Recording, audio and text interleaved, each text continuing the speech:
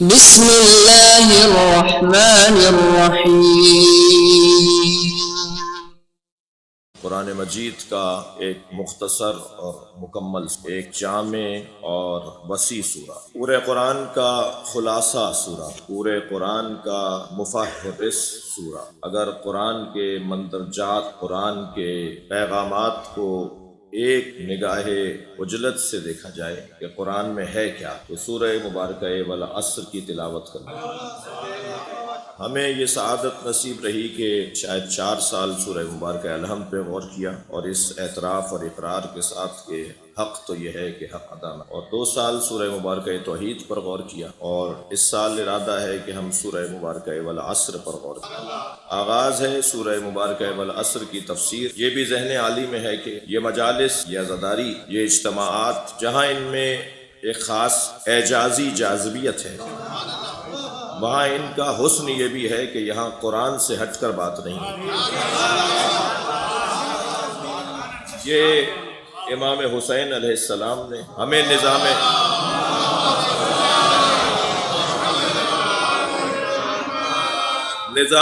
ہدایت مرتب کر کے دیا ہے۔ قیامت تک حسین نے ہر ملک میں، ہر شہر میں، ہر محلے میں مدرسے بنا دیے۔ یہ امام بارگاہیں حسینی مدرسے ہیں، اور امام حسین نے وہ جو نظریہ حسین کے اللہ نے دیا تھا کہ معاشرے میں 2 ہی نظریے پائے جاتے ہیں، صرف پاکستان 2 نظریوں پہ نہیں بنا ہے، بلکہ یہ پوری کائنات اللہ نے 2 نظریوں پر بنائی۔ ایک نظریے کو اللہ شجرہ طیبہ کہتا ہے، اور دوسرے نظریے کو اللہ شجرہ خبیثہ کہتا ہے۔ ایک نظریے کو اللہ آیات محکمات کہہ کر یاد کرتا ہے، اور دوسرے نظریے کو اللہ آیات متشابہات کہہ کر یاد کرتا ہے۔ اگر یہ طویل فہرست مرتب کر لی جائے تو اس کا مقطع بنے گا، ایک کو اللہ حسینیت کہتا ہے اور ایک کو اللہ یزیدیت کہتا ہے۔ صلوات پڑھیں۔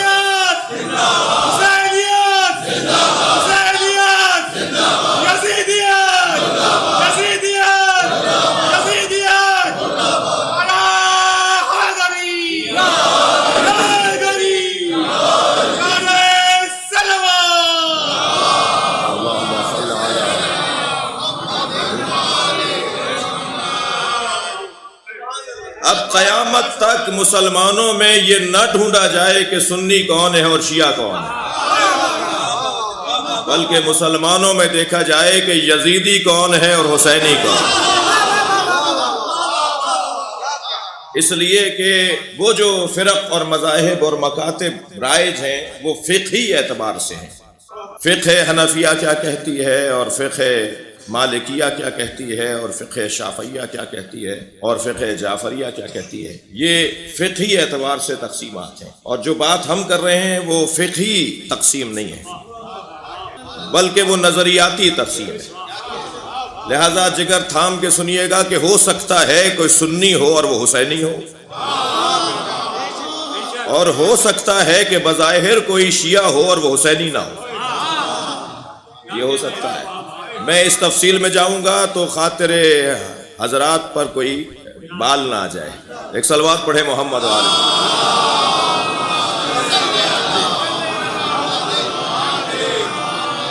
بات صرف اتنی ہے کہ یہ نظام ہدایت ہے، اور اس نظام ہدایت کو ہم کبھی امام بارگاہ، کبھی مجلس، کبھی جلوس، کبھی عزاداری، اور مختلف علاقوں میں اس کی تعبیرات مختلف ہیں، مختلف خاندانوں میں اور تہذیبوں میں اس کی عبارتیں مختلف ہیں، مگر مجموعی طور پر ایک ہی بات ہے۔ لہٰذا آپ دیکھ رہے ہیں کہ ایام اعزا کی آمد پر دونوں ہی متحرک ہیں۔ وہ بھی متحرک ہیں جو حسین کا دم بھرنا چاہتے ہیں، اور وہ بھی متحرک ہیں کہ جن سے کوئی تعلق یزید کا بنتا ہے۔ لیکن عزیزان گرامی، کسی کو کوئی پریشانی کی ضرورت نہیں، میں حسینیوں سے کہہ رہا ہوں کہ کسی کو کوئی پریشانی کی ضرورت نہیں ہے۔ اس ذکر کے پیچھے جو طاقت ہے وہ اللہ کی ہے۔ آج کی اس مجلس میں مجھے کچھ دیر اسی موضوع پر رکنا ہے لیکن تمہیدی مجلس ہے اور ابتدائی بیان ہے، اور اپنے مضمون کا بھی مختصر سا ایک تعارف کروانے کی کوشش کروں کہ سورہ مبارکہ والعصر بظاہر تو اس ایک سورہ کے اوپر 1 گھنٹے میں بھی مختصراً گفتگو ہو سکتی ہے، مگر قرآن ہے، اور کل کی ہم نے چاند رات کی مجلس میں عرض کیا تھا کہ قرآن کی ایک ایک آیت پر غور کرنا اللہ کے کلام کا حق ہے، جلدی سے گزر جانا، سرسری نگاہوں سے دیکھنا اور اسے اپنے وجود کا حصہ نہ بنانا، اپنی روح کا حصہ نہ بنانا، یہ حق نہیں ہے اس کلام کا۔ اصحاب رضوان اللہ تعالی علیہم نبی مکرم سے 10 آیتیں لیتے تھے، اور جب تک ان 10 آیتوں پر عمل نہیں کر لیتے تھے مزید 10 آیتیں نہیں لیتے، لہٰذا اس 10 آیتوں کے لینے کے عمل میں بعض اصحاب تو ایسی بھی رہے جنہوں نے زندگی بھر صرف 10 آیتوں پر ہی عمل کیا۔ خاص طور پر ایک حسین روایت میں نے دیکھی کہ مولا امیر المومنین علی بن ابی طالب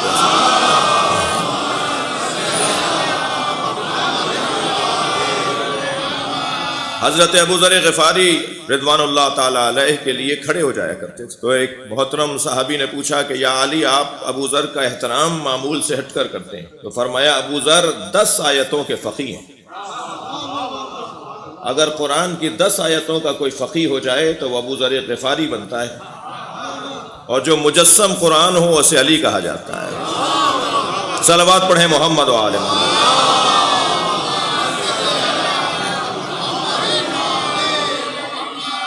تو ہم تو اس صف میں ہیں جس میں اصحاب اور چاہنے والوں کا عنوان ہے، اور ہمیں آیات پر غور کرنا ہے۔ تو قرآن مجید کا یہ سورہ کیونکہ جامع سورہ ہے، اور اس کے تعارف میں یہ بھی کہوں کہ اگر ہم ڈھونڈیں پورے قرآن میں کہ اللہ نے کن کن عناوین پر آیات نازل کی ہیں، تو وہ وہ عناوین ہیں جو سورہ مبارکہ والعصر میں بیان ہے۔ مثلا اس کتاب کا عنوان کیا ہے؟ جیسے ہر کتاب کا عنوان ہوتا ہے تو قرآن بھی تو کتاب ہے، والذی انزل علیک الکتاب، اللہ نے اپنے حبیب کے قلب پر کتاب کو اتارا ہے، تو یہ کتاب ہے، تو کتاب کا تو کوئی عنوان ہوتا ہے، مضمون ہوتا ہے، کسی مضمون پہ لکھی گئی کتاب ہوتی ہے، تو یہ قرآن کتاب ہے، تو کس مضمون پہ اللہ نے اس کو لکھا ہے؟ لکھنے والا اللہ ہے، اس کا کمپوزر اللہ ہے، اس کا مؤلف اللہ ہے، یہ لکھا ہوا اللہ کا ہے، اس نے کتاب نازل کی ہے۔ وہ اور بات ہے کہ ہم کیونکہ مادی نگاہوں سے دیکھتے ہیں اور مادے کے اندر رہتے ہیں اور خود مادی ہیں، تو ہمیں جب تک کاغذ پر نظر نہ آئے ہم کتاب مانتے نہیں ہیں، ورنہ کتاب کاغذ پر اترنے والی اور ہے اور قلب مصطفیٰ پہ اترنے والی اور ہے۔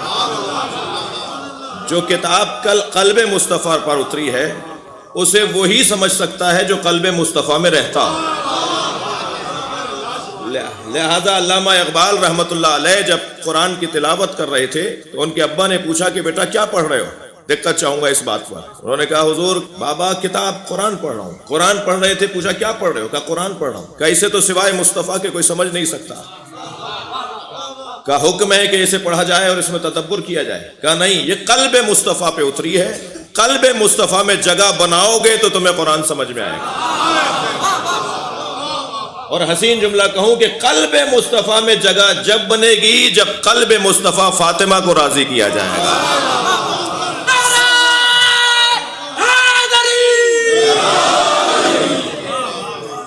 تو قرآن، ہم کیونکہ مادی دنیا کے لوگ ہیں، ہم تو مادیت کو دیکھتے ہیں اور ہماری نگاہیں تو اس دیوار کے اس پار نہیں جاتی، مثلا اس حجاب کے اس پار نہیں جاتی، لہٰذا ہم مادیت کو دیکھ کر مطمئن ہو جاتے ہیں اور صفوں کو اور کاغذ کو دیکھ کر۔ ایک جملہ ایک بزرگ سے میں نے لیا، وہ آپ کو دے دیتا ہوں، اور وہ یہ کہ اللہ جب اپنا علم کاغذ پر اتارتا ہے تو اسے قرآن نام دیتا ہے، اور جب پیکر میں ڈھالتا ہے تو اسے مصطفیٰ نام دیتا ہے۔ یہ مکمل وجود سرکار دو جہاں علم الہی کا مرقع اور مسجع ہے۔ اگر ہمیں دیکھنا ہے کہ اللہ کا علم کیا ہے تو کبھی آنکھوں سے جھلکے گا سرکار کی، کبھی زبان مبارک سے نکلے گا اللہ کا علم نبی مکرم کی، اور کبھی اللہ کا علم نبی کے کانوں سے سنائی دے گا، اذن اللہ جسے قرار دیا ہو۔ تو یہ اس میں کتاب ہے تو کس عنوان سے لکھی گئی ہے؟ قرآن کا عنوان انسان ہے، یہ قرآن انسان کے عنوان پر لکھی گئی کتاب، اس کا مکمل مضمون انسان ہے۔ اور کوئی شخص مثلا ماہر قانون، اگر ساری زندگی اس نے قانون سے اس کا سروکار رہا ہو اور وہ اپنی زندگی کے اختتام پر قانون سے متعلق کوئی کتاب لکھ جائے تو حق ہے کہ وہ کتاب لکھے۔ ساری زندگی جس نے مثال کے طور پر معاشیات پڑھائی ہو اور وہ جاتے وقت ایک علم معاشیات پر کتاب لکھ جائے تو اس کا حق ہے کہ وہ یہ کام کرے، اور اس کے قلم میں اتنا اتنا ہی دم ہوگا جتنا اس کی ریاضت ہوگی۔ اللہ نے انسان کے موضوع پر کتاب اس لیے لکھی ہے کہ اس نے بنایا تو بہت کچھ، بلکہ کہہ دوں کہ سب کچھ بنایا، مگر کسی کے بنانے پر بھی اپنے آپ کو مبارکباد نہیں دی۔ صرف انسان ہے جسے بنا کے کہا تبارک اللہ احسن الخالقین، مبارک ہو تجھے، تو نے بہترین مخلوق بنا دی اور سب سے اچھا خالق ہو گیا۔ تو سب سے اچھی مخلوق اگر اللہ نے بنائی ہے تو وہ انسان بنائی ہے، جسے بنانے کے بعد خود اپنے آپ کو مبارکباد دے رہا ہے۔ اور یہ بظاہر 6 فٹ کا انسان ہے، مگر اس کے اندر کائنات کو سمو دیا ہے۔ تمہیں ہواؤں کا نظام دیکھنا ہے تو اس میں نظام تنفس کو دیکھ لو، اگر تمہیں فصلوں کا نظام دیکھنا ہے تو اس میں بالوں کے اگنے کو وجب وجب پر مختلف دیکھ لو، اگر تمہیں چاند ستاروں اور سورج کا نظام دیکھنا ہے تو آنکھوں کی روشنی دیکھ لو، اگر اس میں پہاڑوں سے دنیا اور زمین کیسے سنبھالی جاتی ہے تو اس میں ہڈیوں کے نظام کو دیکھ لو۔ اللہ اکبر! اللہ نے کون سی چیز ہے جو کائنات میں ہو اور انسان میں نہ رکھی ہو؟ اور انسان میں سارا زور اور سارا کائنات کا دم رکھنے کے بعد کہا کہ میں نے تجھے اپنے لیے بنایا ہے۔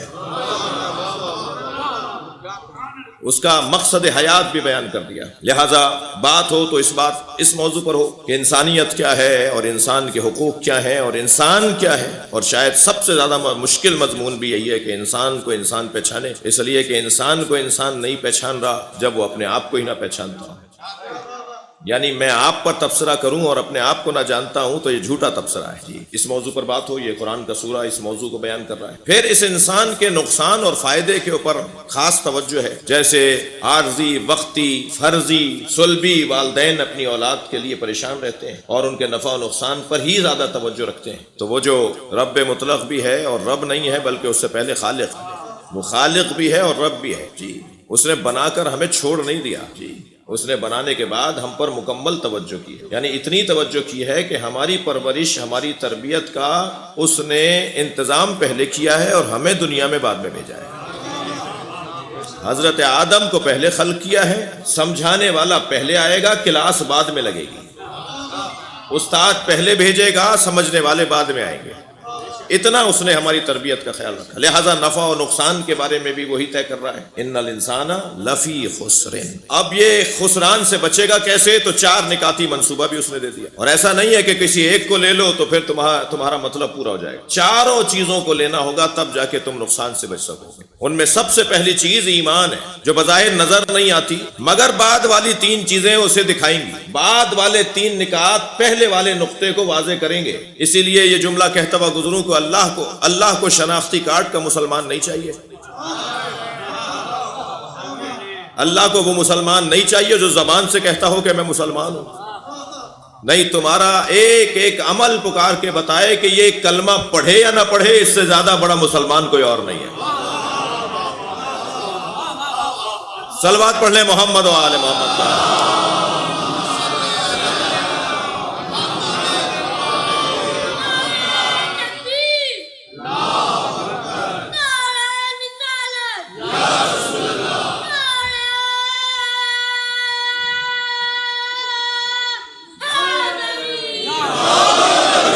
صلوات ہدیہ کریں گے محمد و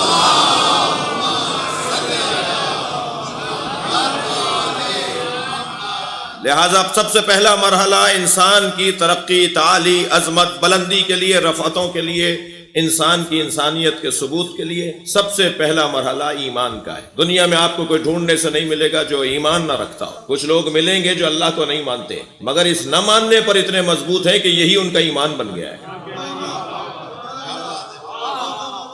لہذا کوئی ایک بتائیے گا ڈھونڈ کر آپ کو ملے تو ہمیں بتائیے، وہ جو دہریے ہیں، وہ جو ملحد ہیں، وہ جو مادہ پرست ہیں، وہ جو کسی کو نہیں مانتے، وہ بھی اس نہ ماننے میں اتنے شدید ہیں کہ یہی ان کا ایمان ہے۔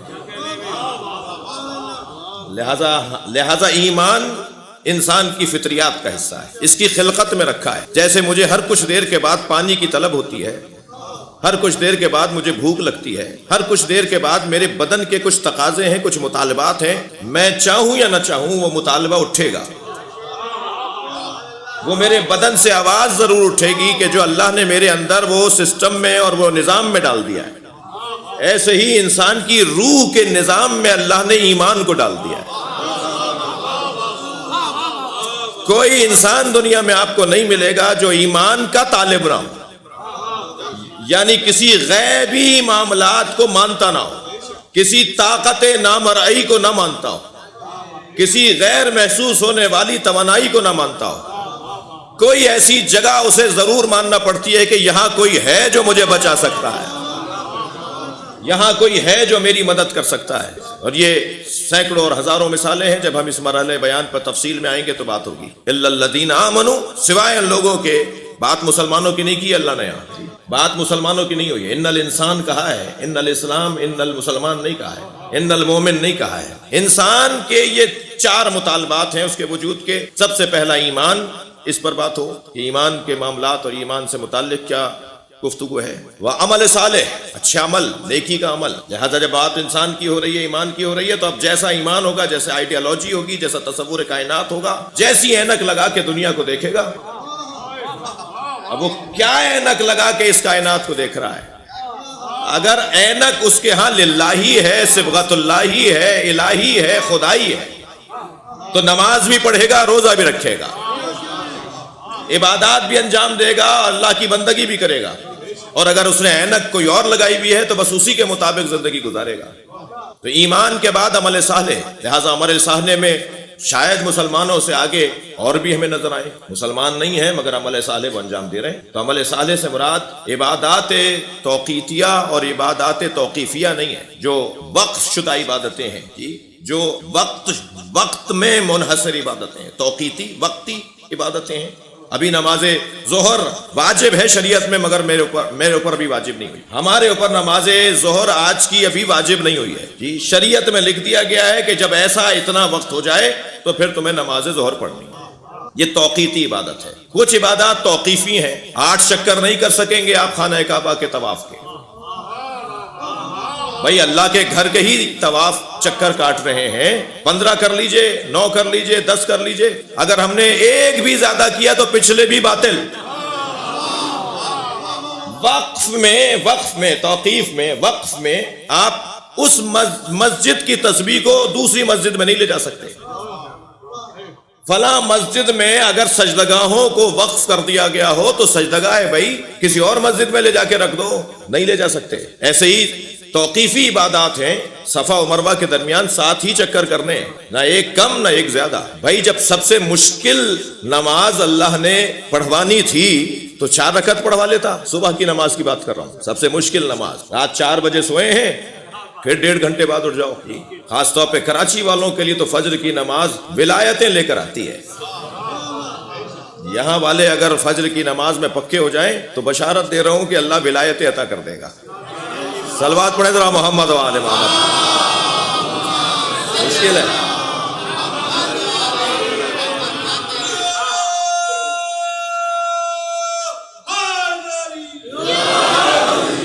توجہ کر رہے ہیں آپ حضرات؟ جب اتنی مشکل نماز اٹھائی دیا تو اب 4 رکعت پڑھوا دیتا، لیکن نہیں کہا سب سے کم رکعتوں والی نماز سب سے مشکل وقت میں۔ اس نے ہمیں رکعتوں کے لیے نہیں اٹھایا ہے، اس نے ہمیں اس لیے اٹھایا ہے کہ میں یاد بھی ہوں۔ صلوات پڑھیں محمد و آل محمد۔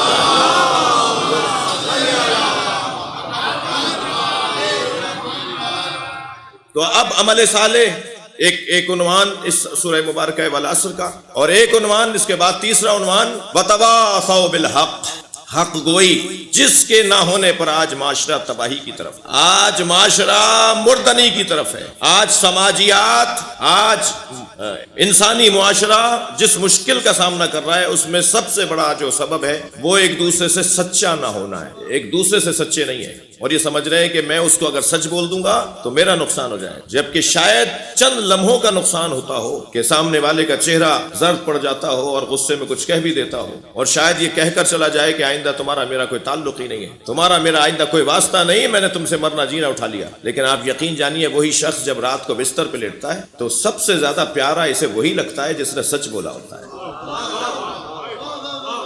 جس نے حق بات کی ہوتی ہے، جس نے سچ بولا ہوتا ہے، جس نے ہمدردی کی ہوتی ہے، جس نے عیب بتائے ہوتے ہیں، جس نے کمزوریوں کی طرف متوجہ کیا ہوتا ہے، سب سے زیادہ اچھا انسان کو وہی لگتا ہے، مگر کچھ دیر کے بعد، اس لیے کہ انسان بہت ہی مشکل کیفیت میں ہے، اسے فوراً تسلیم کر لینا اس کے لیے بہت مشکل ہے۔ اور اگر آپ آمادہ ہیں تو یہی جملہ کہہ دوں، یہ فوراً تسلیم نہیں کرتا، تبھی تو ہر سال ہم مجلس کرتے ہیں۔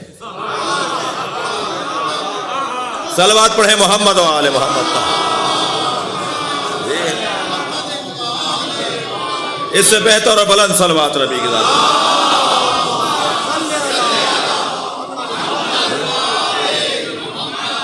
ذکر فإن الذکرى تنفع المؤمنین، بار بار دہراؤ، یہ ایک دفعہ کے سننے سے مطمئن نہیں ہوتا، قانع نہیں ہوتا، اسے پہلی دفعہ کے سننے سے اطمینان نہیں ہوتا، یہ اس میں کچھ اور مطلب نکالتا ہے، پھر کچھ اور مطلب نکالتا ہے۔ تمہارا کام ہے دروازہ بجاتے رہو، ایک دن یہ ضرور کھلے گا۔ تمہارا کام ہے تذکر دیتے رہو، ہوشیار متوجہ کرتے رہو۔ لہذا وتواصوا بالحق، اس پر بات ہو، حق گوئی اور ایک دوسرے سے سچا ہونا، اور تواصو ہے آپ مجھ سے اور میں آپ سے سچا رہوں، دونوں کی نیتیں حق کی بنیاد پر ہوں۔ اور چوتھا عنوان آپ سورہ مبارکہ والعصر ہزاروں دفعہ پڑھ چکے ہیں، اور یہ وہ سورہ ہے کہ میں ابھی اس کے حوالے سے جب تیاری کر رہا تھا تو مسیحیوں نے اس سورے پر کیا کہا ہوا ہے، غیر مسلموں نے اس سورے کو کیسے لیا ہوا ہے۔ میں نے 2 ہندو اسکالروں کی تقریریں سنی سورہ والعصر کے اوپر، کہ غیر مسلم ہندو سورہ والعصر کو کیسے پڑھ رہے ہیں۔ ایک ہندو پروفیسر خاتون یہ فرما رہی تھی کہ میں نے سورہ والعصر پڑھ کر ہی تو قرآن پڑھنا شروع کیا جی، اور مجھے قرآن اس سورے نے پڑھوایا ہے۔ اب زیادہ نہ بات کروں کہ کہیں مجھ پہ کوئی فتویٰ نہ آ جائے۔ ایک صلوات پڑھیں ذرا محمد و آل محمد۔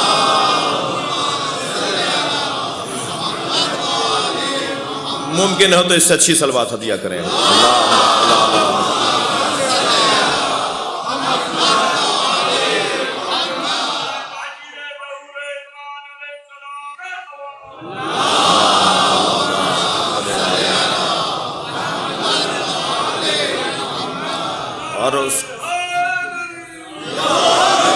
اور اس کے بعد پھر آخری عنوان جو انسان کو خسارے سے بچائے گا، نقصان سے بچائے گا، وہ عنوان ہے صبر۔ وتواصوا بالصبر، اور صبر بھی یہاں 2 طرفہ ہے، آپ مجھے برداشت کریں، میں آپ کو برداشت کروں جی، آپ میرے حق میں میدان میں ڈٹے رہیں، میں آپ کے حق میں میدان میں ڈٹا رہا ہوں۔ ایک دوسرے کو صبر کی نصیحت کرنے سے مراد زبانی نصیحت نہیں ہے، ہاں وہ بھی ہے، لیکن وہ آسان ترین جلوہ ہے، وہ بہت سہل ترین جلوہ ہے کہ میں آپ کو صبر کی تلقین کروں، آپ مجھے صبر کی، ہم ایک دوسرے کو صبر کی تلقین کریں، یہ آسان ہے۔ لیکن اس سے زیادہ مشکل ہے کہ ہم ایک دوسرے کی خاطر میدان میں رکیں، ایک دوسرے کی خاطر کھڑے ہو جائیں جی، ایک دوسرے سے ہمدردی کریں، ایک دوسرے سے پیار کریں، محبت کریں۔ جس بنیاد پر پیار کرنا ہے وہ انسانیت ہے۔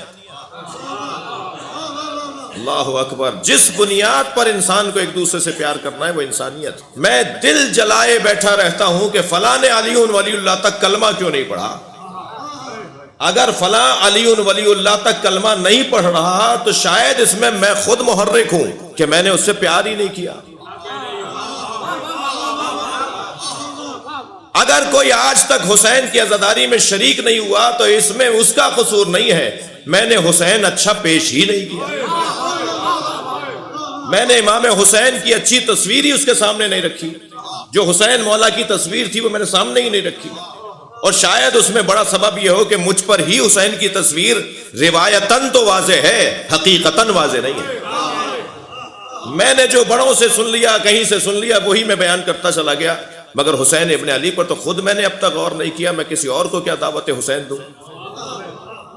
یہ اس صورت میں ممکن ہے جب میں کسی سے پیار کروں گا، ہم کسی سے، میں اپنے اوپر رکھ کر زیادہ بات کر رہا ہوں جن میں کمزوریوں کی پہلو ہے، جب تک ہم کسی سے پیار نہیں کریں گے، محبت نہیں کریں گے، اس کو قریب نہیں لائیں گے، ہم تو مسکرا کے بات کرنے کو سمجھتے ہیں کہ اس پہ کوئی خرچہ ہو جائے گا، ہمارا چہرہ ایسے بگڑا رہتا ہے جیسے ہمارے سارے، معاف کیجیے گا میں کبھی کبھی عوامی زبان میں بات کر لیتا ہوں، خطیب بھی عوامی ہو، جیسے ہمارے سارے جہاز ڈوب گئے ہوں، جیسے ہماری ساری زندگی تباہ ہو گئی ہو، اور ہم بات کرتے وقت ایسے منہ بگاڑ کر بات کر رہے ہوتے ہیں کہ سامنے والا آئندہ توبہ کرے گا کہ ان سے تو بات بھی نہیں کرنی، اتنا بھی قریب نہیں آؤں گا اس کے جتنا آج آ گیا تھا غلطی سے۔ اگر کوئی شخص، میں اپنے بچوں اور جوانوں کو زیادہ نصیحت کروں گا، اگر کوئی شخص آپ کو ایک مرتبہ دیکھے تو اس کا حق ہے کہ آپ بھی اسے ایک مرتبہ دیکھیں۔ شرعی تقاضوں کا خیال رہے. صلوات پڑھیں ذرا محمد و آل محمد.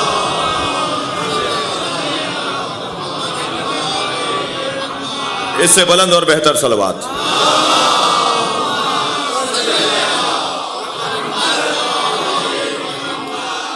مسکرا کے دیکھنے میں اچھا ہمارے ہاں اتنا زیادہ ہمیں اس ملک کے اندر فرقہ واریت اور تناؤ کھچاؤ اور تعصب کے اندر مبتلا کر دیا کہ ہمارے رویے بدلنا شروع ہو گئے. ممکن ہے کوئی کیسا مولانا میں متعصب نہیں ہوں، لیکن آپ متعصب نہیں ہیں مگر چھینٹیں تو تعصب کی آپ پر بھی آتی ہیں، کیونکہ آپ اسی ماحول میں رہتے ہیں، آپ اسی گلی سے گزرے ہیں جہاں سے طرح طرح کے گندیدہ پانیوں کا گزر ہے. لہٰذا ہم نہ چاہتے ہوئے بھی تعصب کا شکار ہو جاتے. مثلا اگر کوئی بڑی داڑھی والا نظر آئے تو کیونکہ یہ حلیہ معمولاً شیعوں کا نہیں ہوتا، اگرچہ خاص شیعوں کا یہ حلیہ ہے.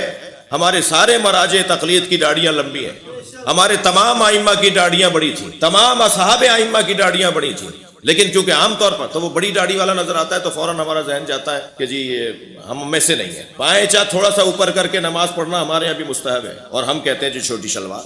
مجھے معاف کیجیے گا، یعنی اتنا اس ماحول نے ہمیں تقسیمات، یعنی ان چیزوں سے ہم تقسیم ہو گئے. تھوڑی سی کڑوی باتیں ہو جائیں، ہم ان چیزوں سے ایک دوسرے سے دور ہوتے چلے گئے. ہم ایک دوسرے کے پیچھے نماز پڑھنا تو دور کی بات ہے، ایک دوسرے کے ساتھ کھڑے ہو کے نماز پڑھنے کے روادار نہیں ہے. وہ بریلویوں کی مسجد ہے، اگر اس میں دیوبندی چلا گیا تو دھکا پڑے گا. وہ دیوبندیوں کی مسجد ہے، اگر اس کے اندر سلفی چلا گیا تو اس کے ساتھ کیا ہوگا. اور وہ سلفیوں کی مسجد ہے، اگر اس میں کوئی شیعہ چلا گیا تو اس کے ساتھ کیا ہوگا. پوری مسجد دھوئیں گے بعد. بہت عجیب ماحول ہے. ہم ایک دوسرے سے سچے نہیں ہیں، ہم ایک دوسرے کو سمجھا نہیں پا رہے، پیار نہیں کر رہے. انسان بحیثیت انسان، اور تھوڑی بہت کبھی کوئی کوشش کرتا ہے تو اس کے ساتھ جو مسائل ہوتے ہیں وہ اسے زیادہ پتہ ہے. ہم تو آسان اور سادہ اور سستا اور آسان کام کرنے کے عادی ہو گئے ہیں. مجموعی طور پہ بات کر رہا ہوں، کوئی مجھ سے خفا نہ ہو. ہمارا چند ادارے ہیں، ان میں سے ایک اسکول میں گیا تو ہم نے پوچھا جی کیا ہے تعداد بچوں کی کتنی ہے. وہ محترمہ سے پوچھا تو انہوں نے کہا جی اتنے بچے ہم نے پچھلے دنوں نکال دیے ہیں، اتنے بچے ہم نے. میں نے کہا جی کیوں نکال دیا آپ نے بچوں کو؟ کہنے لگے وہ پڑھنے والے نہیں. تو میں نے کہا پھر اس میں آپ کا کیا ہنر ہے؟ اگر نہ پڑھنے والے بچوں کو آپ نکال دیتی ہیں اور پڑھنے والوں کو رکھ لیتی ہیں تو پھر آپ نے کیا کیا؟ وہ بچہ تو خود پڑھ رہا ہے نا، آپ نے اسے رکھ دیا ہے کہ جو پڑھ رہا ہے، جو نہیں پڑھ رہا اسے آپ نے نکال دیا. ہنر تو یہ تھا کہ انہیں رکھتی جو پڑھنے والے نہیں تھے. تب پتہ چلتا کہ آپ میں دم و طاقت کتنی ہے. ہم تو عبادت گزاروں سے دوستی کرتے ہیں، داڑھیوں والوں سے دوستی کرتے ہیں. میں ان دوستیوں کے اوپر منفی تبصرہ نہیں کر رہا. ہم تو مذہبی لوگوں کے ساتھ بیٹھتے ہیں، ہم تو ان لوگوں کے ساتھ بیٹھتے ہیں کہ جو نماز جماعت میں برابر جاتے ہوں، حج ان کا کبھی مثلا زندگی میں انہوں نے حج واجب ادا کر لیا ہو، زکوٰۃ برابر دیتے ہیں، خمس کے پابند ہیں. ہمیں وہ زیادہ اچھا لگتا ہے، مگر ہمیں وہ اچھا نہیں لگتا کہ جس کے مثلا چہرے پہ داڑھی نہیں ہے. مثال کے طور پر وہ کسی ایسی جگہ جاتا ہے کہ جہاں آپ جانا شرم محسوس کرتے ہیں. مثلا اس کا جو حلقہ احباب ہے وہ نہ ہنجاروں کا ہے اور نہ بکاروں کا ہے مثلا. جی ہم تو ان سے دور دور رہتے ہیں کہ نہیں اگر ایسا ہو گیا تو کیا ہوگا. آیت اللہ خمینی کے محافظوں میں 2 محافظوں کی داڑیاں نہیں تھیں، تو کسی مجھ جیسے بندے نے ان سے جرأت کر کے کہہ دیا کہ جی آپ کے تو اتنا بڑا مجتہد مرجع تقلید، اتنا بڑا انقلاب، اور دین اور اسلام اور کردار اور عمل کی باتیں کرنے والی شخصیت، اور جس نے عملی طور پہ اسلام کو نشاط ثانیہ اس صدی میں دیا ہو، اس کے برابر میں کھڑے ہوئے کہ داڑھی نہیں ہے. تو انہوں نے فرمایا یہ اس کا ذاتی عمل ہے. کیا معلوم کہ میرے رویوں کے بعد وہ داڑھی رکھے، اور میرے کہنے سے اگر داڑھی رکھے گا تو کسی کے کہنے سے کاٹ بھی دے گا. وہ خود سوچے کہ وہ کیا کام انجام دے رہا ہے. تو ہم بہت ساری تنگیوں کا شکار ہیں، مجھے معاف کیجیے گا، بہت ساری گھٹنوں کا شکار ہیں. البتہ یہ والی باتیں ہر ایک کے لیے بہت آسان بھی نہیں ہیں، لیکن مجموعی طور پر یہ سورہ، ایک صلوات پڑھے محمد و آل محمد.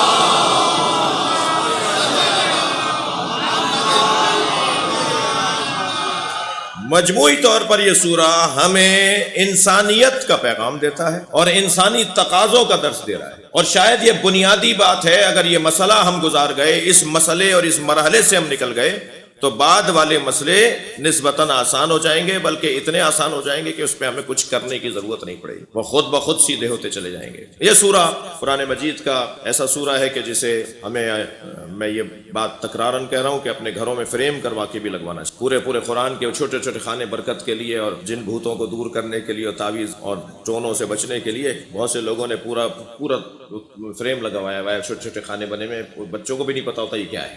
وہاں سب کسی کو پتہ بھی نہیں ہوتا یہ کیا لگا ہوا ہے، وہ مگر ابا کو پتہ ہے کہ یہ ہم نے یہاں سے جین بھگانے کے لیے لگایا ہے۔ وہ قرآن پورا ایک لمبے سے ایک بڑے سے فریم میں ملتا ہے، وہ اردو بازار میں لوگ لا کے اس کو لگواتے ہیں گھر میں، تو اس پتہ بھی نہیں ہوتا کہ کیا لگوا، لیکن وہ سورے لکھوائے جائیں، وہ آیتیں لکھوائی جائیں کہ جسے آتے جاتے ہم دیکھیں تو ہماری روح پر اس کا اثر ہو، ہمارے احساسات، جذبات، ہمارے رویوں پر اس کا اثر ہو، ہمارے طور طریقوں پر اس سے فرق پڑنا شروع ہو جائے، اور آتے جاتے قرآن ہم سے بات کر رہا ہو، ہمیں سمجھا رہا ہو۔ اگر آپ اللہم صلی علی محمد وآل محمد یہ درود جو ہے وہ تغرا بنوا کر فریم کروا کے اپنے ڈرائنگ روم میں لگا دیں گے تو نہ چاہتے ہوئے فریم ہم سے صلوات پڑھوائے گا۔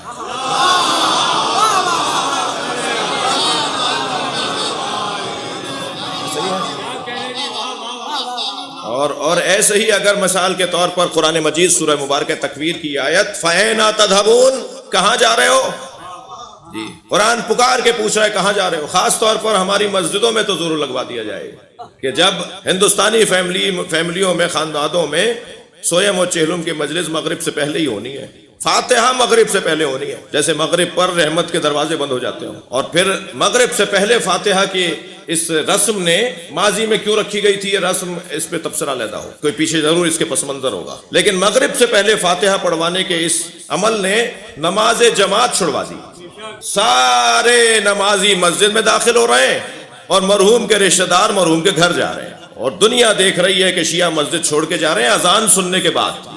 اذان پر سب مسجد میں آ رہے ہیں اور ایک طبقہ باہر نکل رہا ہے اور بار بار اعلان ہو رہا ہے ذرا گھر پہنچیے فاتحہ ہونی ہے۔ میں سمجھتا ہوں ساری مجلس آپ نے ضائع کر دی، ساری عبادت شاید آپ نے ضائع کر دی، میں نے ضائع کر دی۔ اپنے مرحوم سے کوئی اس کے آگے سے تو ان کی آنکھوں کے آگے سے تو حجاب ہٹ گئے نا، انہیں تو پتا ہے کہ کیا ہو رہا ہے۔ اگر ان کی آواز میں سن رہا ہوتا اور ان کی پکار میں سن رہا ہوتا تو وہ شاید پکار کے کہہ رہے ہوتے کہ مجھے تم نے جو بھیجا تھا یہ واپس جا رہا ہے تمہارے اس عمل سے۔ کیا لگتا ہے 15 منٹ 20 منٹ کا اور ایک عمل کے جس میں تم نماز کا احترام بھی کر لو۔ اور عزیزان گرامی، اگر کوئی فلاں مولوی بہانے دیکھیے کیسے کہ مولانا کے پیچھے میں نماز نہیں پڑھتا، جی تو اللہ نے بھی دل رکھا ہوا ہے ایسے لوگوں کا جو کسی کے پیچھے نماز نہیں پڑھتے۔ تم اگر کسی کو عادل نہیں مانتے تب بھی یہ اجازت نہیں ہے کہ علیحدہ کھڑے ہو کے نماز پڑھو۔ تم صف میں کھڑے ہوگے، نیت فرادہ کرو گے، خبردار اجتماعیت بگاڑنے کی تمہیں اجازت نہیں ہے۔ صلوات پڑھیں محمد و آل محمد۔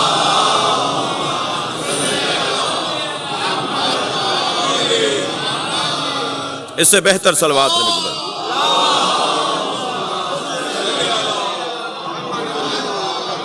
نعرہ تکبیر، نعرہ رسالت، نعرہ حیدری، عظمت مولا ابو طالب علیہ السلام، بلند ترین صلوات۔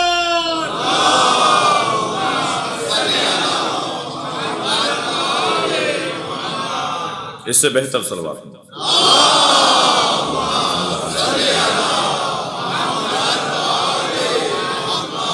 عزیزان گرامی، گفتگو اور عنوان آپ کے ہاتھ میں ہے اور کل سے بات آگے بڑھے گی، مگر جو سوچا ہے طالب علمانہ انداز سے اپنی کم علمی اور کم مائگی کا احساس اور اعتراف کرتے ہوئے، تو ہم ان دنوں میں عصر مصطفیٰ پہ غور کریں گے، کیونکہ اللہ نے قسم نبی کے زمانے کی کھائی ہے، اور جس زمانے کی اللہ نے یہاں قسم کھائی ہے والعصر کہہ کر، مفسروں نے لکھا ہے، کل سے بات تفصیل سے ہوگی، وہ زمانہ ہمیں دیکھنا ہے کہ وہ زمانہ کیسا تھا، اس زمانے کے جلوے کیا تھے، وہ صاحب زمانہ کیسا تھا، جن ایام میں ظاہری طور پر سرکار دکھائی دیتے تھے، نظر آتے تھے، نفس لیتے تھے، جی گزرتے تھے، ملتے تھے، خوش ہوتے تھے اور کبھی کبھی ناراض ہوتے تھے، تو ان ایام میں کچھ دن کے لیے پلٹنا ہے، اور شاید ان ایام میں پلٹنا ہی ہمارے ایام اعزا کا حاصل اور مقصد ہے۔ ہمیں ایک ہی آواز بلند کرنی ہے اور وہ آواز بلند کیے جائیں گے، اور وہ یہ ہے کہ ہمیں عصر مصطفیٰ چاہیے۔ جب ہم مجلس میں آ کے بیٹھتے ہیں تو ہم اتنی دیر کے لیے عصر مصطفیٰ میں چلے جاتے ہیں، تو عصر مصطفیٰ کے جلووں پر غور کرنے کی کوشش کریں گے، اگرچہ دعویٰ نہیں ہے، مولا سے مدد اور آپ سے دعا چاہیے کہ کسی طرح جو سوچا ہے، جو چاہا ہے، کیونکہ ہم سوچتے کچھ ہیں اور ہوتا کچھ اور ہے، اور توفیقات کے علاوہ اور حمایت خدا رسول اور اہل بیت کی حمایت اور مدد کے علاوہ کوئی کام ممکن نہیں ہے۔ تو غور اس بات پر ہو کہ والعصر، قسم ہے عصر مصطفیٰ کی۔ اب عصر مصطفیٰ میں کچھ دن رہیں گے تو شاید بعد والے مرحلے بھی آسان ہو جائیں۔ ایک صلوات پڑھ لیں محمد والے۔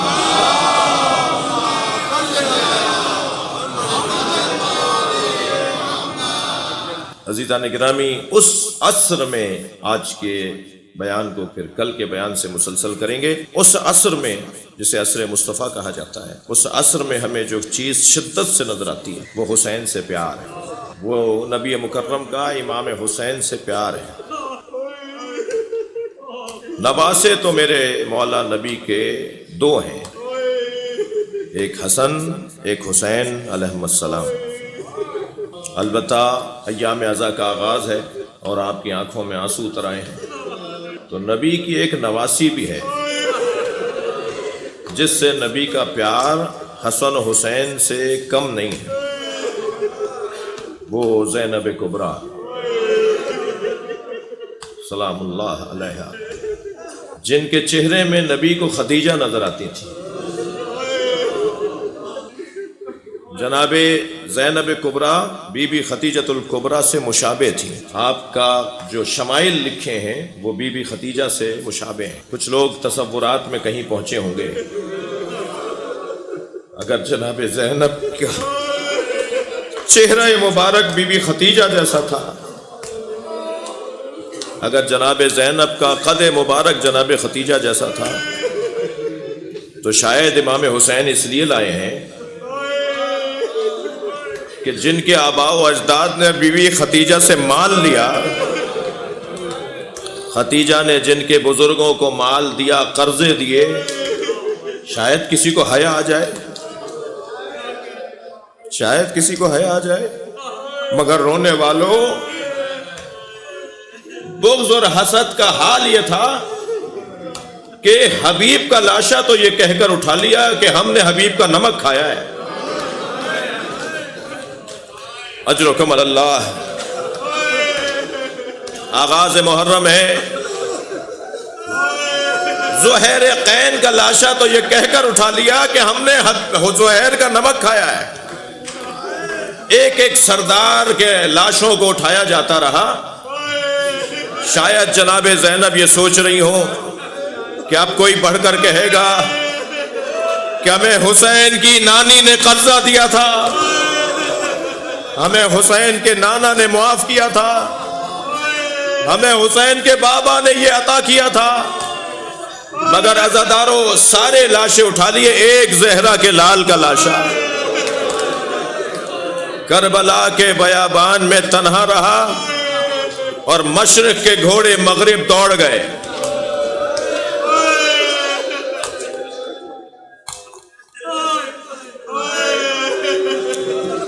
جتنی آسانی سے مجھ سے یہ جملہ ادا ہو گیا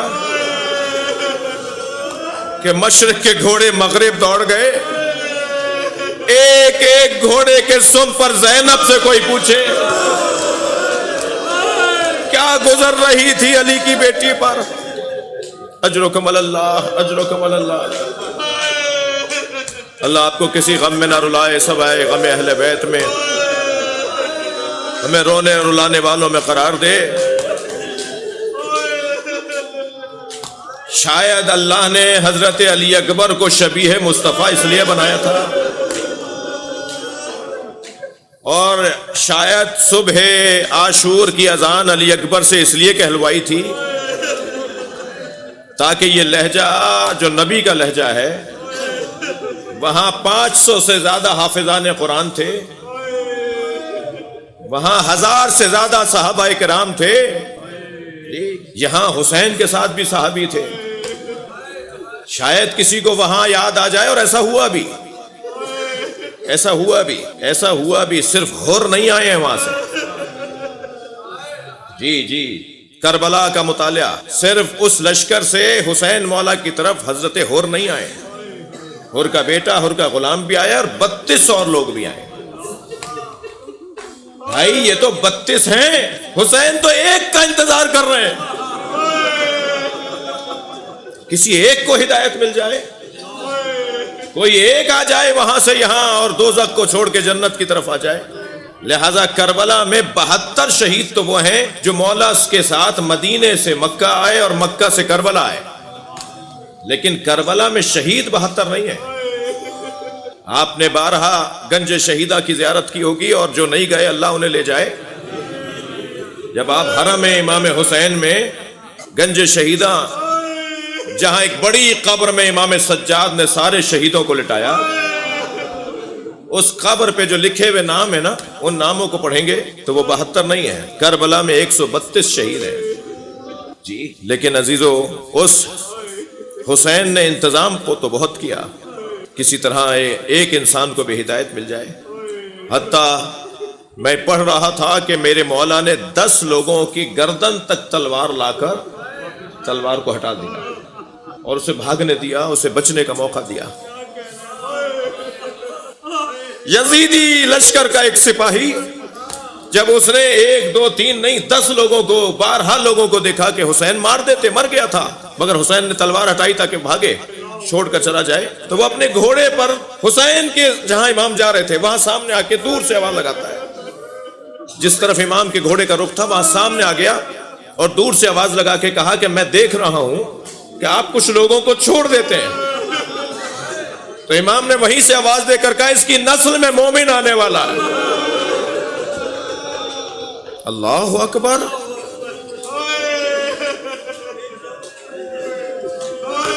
حسین چاہتے ہیں کوئی ایک ہدایت پا جائے. میں کہتا ہوں اس وقت پوری دنیا میں مجالس ہو رہی ہیں، ان مجالس کے نتیجے میں اگر ہر مجلس میں کسی ایک کا معاملہ بھی ٹھیک ہو جائے، کسی ایک کا رویہ بھی بہتر ہو جائے، کہ ایک بھی بہتر انسان ہو جائے، تو حسین مولا کی آرزو پوری ہو جائے گی. عزادارو، آج پہلی محرم ہے. چلیے مدینے میں قافلہ تیار ہو رہا ہے. جو رونے آئے ہیں وہ اپنی آوازوں کو آزاد کریں گے. جب آپ مجلس میں بلند آواز سے رو رہے ہوتے ہیں تو آپ کی یہ عاجزی اہل بیت کو اچھی لگتی ہے. آپ کا یہ فقر، آپ کی یہ عاجزی، اجرکم اللہ، اجرکم اللہ. خدا کسی غم میں نہ رلائے. چلیے مدینہ چلیے، وہاں قافلہ تیار ہو رہا ہے. حسین مولا مدینہ چھوڑ رہے ہیں. میرے مولا نے حضرت عباس کو بلا کر کہا عباس قافلہ تیار کرو، محمل آمادہ کرو، اور ایک ایک بی بی کو جا کر ایک فہرست مرتب کی امام حسین نے. اگر آپ کے گھر کا بڑا، بچے ذرا زیادہ محسوس کریں گے، آپ کے گھر کا بڑا یہ کہے کہ میں فلاں سفر پہ جا رہا ہوں، میرے ساتھ گھر کے 3 لوگ جائیں گے، اور یہ نہ بتائے کہ وہ 3 لوگ کون ہیں. اگر گھر میں 8 بچے ہیں تو 8 منڈلاتے رہتے ہیں، ابا ہمارا نام بھی لکھ کیا. امام نے فرمایا کہ جو میرے ساتھ جائے گا میں نے اس کی فہرست مرتب کی ہے. تو سب کو یہ آرزو تھی کہ میں بھی حسین کے ساتھ جاؤں. میرے بڑوں نے پڑھا ہے اس لیے پڑھ رہا ہوں. وہ جو ساتھ جانے کی آرزو میں تھے ان میں ایک بیٹی بھی تو ہے. اجرکم اللہ، اجرکم اللہ، اجرکم اللہ. مولا عباس کو فہرست دی گئی کہ عباس یہ محملوں میں بیٹھیں گے، اور جن کے نام نہیں تھے، اب میرا دل کہتا ہے، کچھ کتابوں میں تو نہیں لکھا مگر انسانی احساسات تو سمجھے جا سکتے ہیں، میرا دل کہتا ہے کہ جن کے نام نہیں تھے وہ عباس مولا کی آزمائش تھی کہ کیسے انہیں کہیں کہ آپ کا نام نہیں ہے. جو نام نہیں تھے ان میں 4 معمر بیویاں بھی تھیں، جو نام نہیں تھے ان میں ایک بیٹی بھی ہے. جب قافلہ تیار ہونے لگا، محملیں لا کر لگائی گئیں، تو ہر محمل کا پتہ تھا کہ اس میں کون بیٹھے گا. مختل نے لکھا ہے، تاریخ نے لکھا ہے کہ بعض محملوں میں 1 سے زیادہ بیویاں بیٹھتی تھیں اور بعض محملوں میں 1 بیوی بیٹھتی تھی. اور جب محمل لا کے لگائی جاتی تھی تو آواز دی جاتی تھی اس درے اشرف پر کہ اب بی بی رباب آ رہی ہیں، اب جناب ام لیلہ آ رہی ہیں، اب جناب ام فروہ آ رہی ہیں۔ ایک ایک بی بی آ کر تھکیں گے نہیں جنہیں رونا آ رہا ہے، ایک ایک بی بی آ کر اپنی اپنی محمل میں بیٹھتی رہی، مگر سنیں گے عزادارو جب آواز دی نا کہ زینب آ رہی ہیں، یقین جانیے بنی ہاشم کا ہر جوان کھڑا ہو گیا۔ حسین وہاں سے چلے، علی اکبر وہاں سے بڑھے، عباس مولا نے تو پیروں میں رکابوں کو تھاما، بڑی شان سے زینب کو بٹھایا۔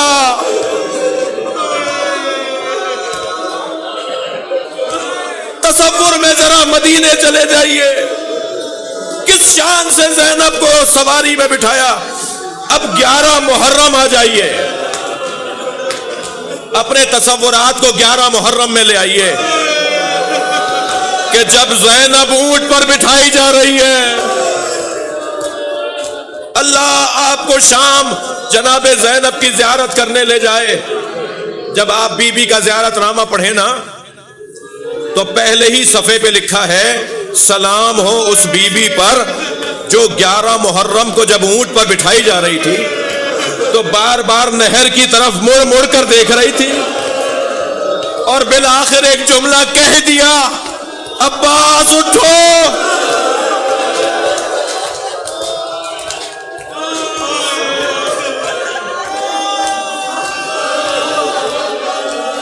اللہ لعنت اللہ فَسَيَعْلَمُ الَّذِينَ ظَلَمُوا۔